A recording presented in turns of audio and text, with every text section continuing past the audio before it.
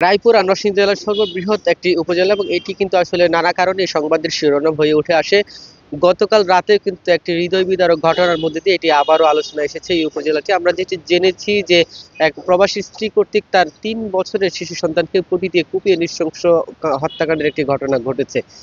স্থানীয়রা জানান যে আসলে রায়পুরা উপজেলার আমিরগঞ্জ ইউনিয়নের মির্জানগর এলাকার প্রবাসী ডালিম মিয়া দীর্ঘ ৫ বছর আগে বিবাহ বন্ধনে আবদ্ধ হন একই উপজেলার হাইরমারা এলাকার শিরিন আক্তারের সাথে এবং পর থেকেই কিন্তু শিরিন আক্তার তার শ্বশুরালয়ে অবস্থান করছিল। ৩ বছর আগে যে ডালিম মিয়া রয়েছে তিনি কিন্তু কর্মের তাগিদে পুনরায় সৌদি আরবে গমন করেন এবং এরপর থেকেই কিন্তু যে স্ত্রী শিরিন আক্তার মানসিকভাবে কিছুটা বিকারগ্রস্ত বলে আমরা স্থানীয়ভাবে জানতে পেরেছি। তবে এই বিষয়টি পারিবারিকভাবে এখনো আমরা নিশ্চিত হতে পারিনি যে প্রকৃতার্থে এই শিরিন আক্তার মানসিকভাবে অসুস্থ কিনা।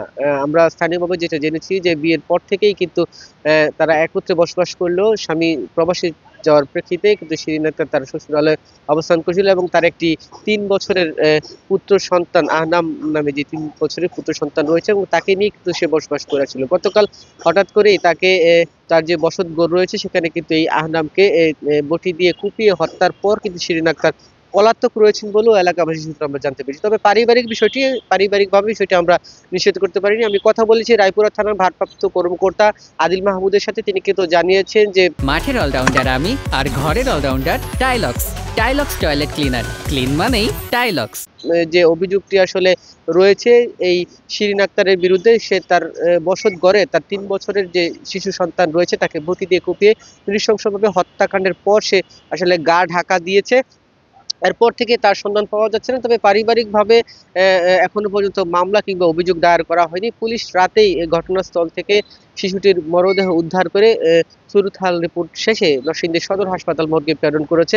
পরবর্তী আইনানুগ প্রক্রিয়া কিন্তু এখনো গ্রহণ করা হয়নি। তবে আমরা যেটা জানতে পেরেছি যে এই ডালিম মিয়া প্রবাসী যাওয়ার পর থেকেই কিন্তু শিরিন আক্তার মানসিকভাবে বেশ কিছু বিকারগ্রস্ত ছিল, যে কারণে তাকে হত্যা করে হতে পারে বলে আমরা প্রাথমিকভাবে এলাকাবাসী ধারণা করছি। তবে কি কারণে বা কারা আর প্রকৃতার্থে কি মা কর্তৃক সন্তান হত্যা হয়েছে কিনা সেটি কিন্তু আসলে এখন তদন্তের ব্যাপার এবং তাকে আটক কিংবা তাকে গ্রেপ্তারের পর কিন্তু এর প্রকৃত কারণ জানা যাবে বলেও এলাকাবাসী ধারণা করেছে এবং পুলিশ কিন্তু জানিয়েছেন যে শিরিন আক্তারকে খুঁজে বের করতে কিন্তু কাজ চলমান রয়েছে। শিরিন আক্তারকে খুঁজে বের করতে পারলে তাকে এই শিশুটিকে কেন কি কারণে বা হত্যা করা হয়েছে সেটি তার প্রকৃত কারণ জানাবে। তবে এই ঘটনায় কিন্তু এলাকায় বেশ চাঞ্চল্যের সৃষ্টি করেছে। এলাকাবাসীর মনে আসলে একটি প্রশ্ন যে প্রকৃত অর্থে সন্তান কি মায়ের হাতেই খুন হলো কিনা সেটি আসলে জানার অপেক্ষায় রয়েছে স্থানীয় এলাকাবাসী সহ সংশ্লিষ্টরা।